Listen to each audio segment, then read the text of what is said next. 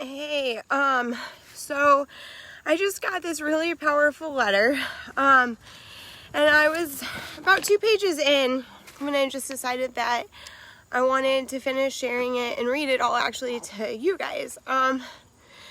So this in itself is a divine circumstance, twist of fate type thing. And again, it's one of those things that in my life is this dichotomy of being both a blessing and a curse.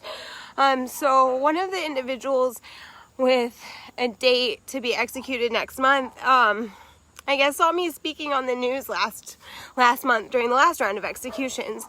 And as you guys know, 3 people were executed and 2 more are set to be executed this week. One on Wednesday and then one on Friday. And then there's 2 more set to be executed in September.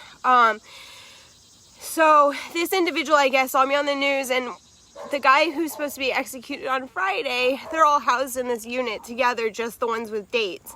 I guess he asked the person who's being executed on Friday, his spiritual advisor is Sister Barbara, and she's going to be in the chamber with this individual. And so this guy Chris, and he has a date in September, he asked him to ask Barbara if she knew me. And so he did that, and I reached back out to him. He asked for me to reach out to him, and so I did. And we've been communicating a little bit via email, but I just got his actual letter. And it's very, very powerful, so I want to share it with you. Ashley, I am glad that you decided to reach out to me. I know it was probably strange that you got a message like that from Sister Barbara. I don't know Sister Barbara. However, I know someone here that she knows.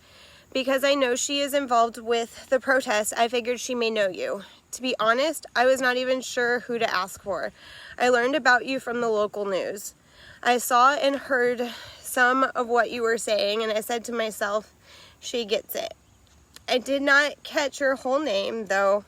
All I got was Ashley. Anyway, I was talking to Barbara's friend here and asked him if he knew who you were, and that I would like to tell her thank you for what she is doing.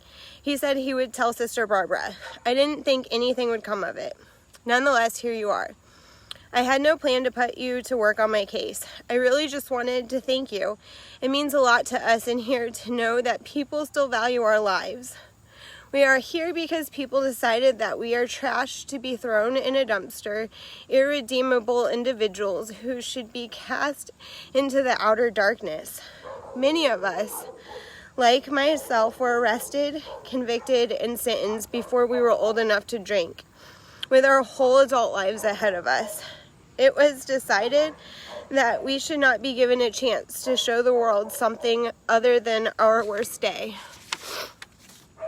I doubt I have to educate you on the problems with the criminal justice system, but many people don't even know about the racial disparity on federal death row. Black people are only 13% of the U.S. population, yet we are nearly half of the population here. Many people don't know about the lack of meaningful judicial review in the federal courts. It is ridiculous that our trial judges get to grade their own papers in a 2250 appeal when our grievances are with their errors. The most egregious thing about this whole ordeal is that it is clearly political. Our bodies are but sacrifices to the false ideas of self-righteousness and political expediency. We are not people. We are trophies. The thing about federal death row is that we are hidden away. The public doesn't really hear about this place on the national news unless they are talking about one of their poster boys, McVeigh, Dylan Roof, the Boston bomber. I won't lie, I was really pissed that none of the Democrats got on TV and said anything about the executions last month. They say they now have an anti-death penalty position. No one said a word. The lack of national exposure bothers me a lot. No one will ever know the public, the powerful, how people have changed or bettered themselves in here. No one will get a chance to see redemption at work. I have been here a long time and have gotten to know many men here over the years. I have listened to men sing the praises of their children, mourn the losses of their loved ones, talk about their ambitions, whole knowing they will not come to fruition, discuss their spiritual journey, and lament the decision that brought them here. Ashley, the world needs to know we are not our worst deeds. We are people, and making mistakes is a universally human trait. I am not the 19-year-old kid they arrested many years ago. I have changed, as have many others here. It has been a long road for me, but on the road, the Messiah found me. He changed me and is changing hearts and minds here. I have a faith community in here. We went to service every week until we got hit with the COVID-19 modified movement. I just wish people could see what I see. I know no one here is for singing too loud at church, but we are still people. I know you understand that. That is why I wanted to thank you. Keep doing what you are doing. Enclosed is a photo taken of me the day I arrived on death row, 20 years old. Notice I barely have a mustache. That is the kit they decided to throw away. My first day at recreation, other inmates just shook their heads in disbelief with a sad look on their face. One said, "Damn man, they putting babies in here." I have thanked you and shared some thoughts. I will put your email, phone number on my contact list tomorrow. Maybe in those last few weeks, we can share a few more thoughts. If it is not already, maybe I can help make this fight personal for you.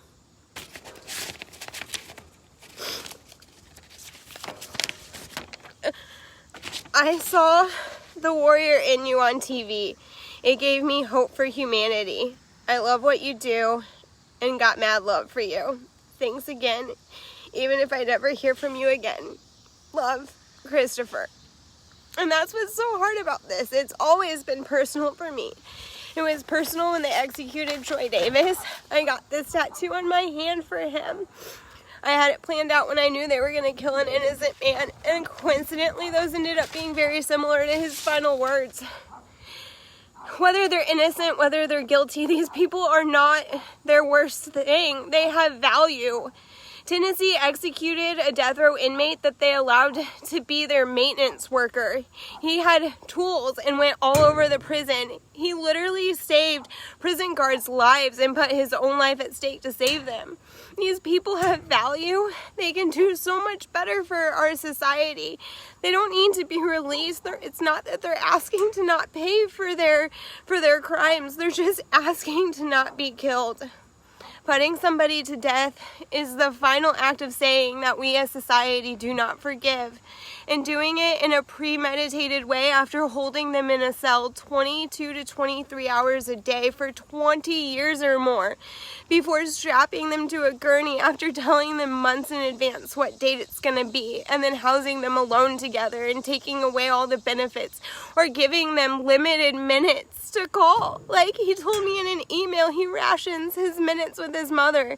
He has a month to live and has to have an 8-minute phone conversation. We are better than that as humanity. We should be better than that as supposedly the greatest country in the world. Our Supreme Court has literally said that it is okay to execute an innocent person so long as they've had a free trial or a fair trial. They clearly don't care about justice. They don't care about right or wrong. They care about finality. But it's up to us, we the people. We have to get loud, and that's what they're begging for us. Just get involved. Just learn the facts of this. If you open your hearts, yes, anger and revenge, that's the first instinctual feeling to horrible things. That's an irrational feeling. But the rational mind, the love that makes us good people, that says forgive. It says compassion. We can show compassion even to the worst of us. We don't have to kill these people, and there's just no use in it. And now his execution has become personal to me. And I'll continue to spread his voice, and I will continue to fight loud. And that's all I want to do, is just lift up the messages and the injustices and the horror that is the American death penalty. You can help by sharing this, by looking into these unjust killings, by taking action at deathpenaltyaction.org, and just by supporting me. And that's really all right now. I just wanted to share you some words and some thoughts as I was reading a very beautiful and powerful message from somebody whose life still matters. If Black lives matter, then Chris's life has to matter. We cannot have an official system of death that just legitimizes racism and brutality. We just can't. Please, please stand with us and make your voice heard against this.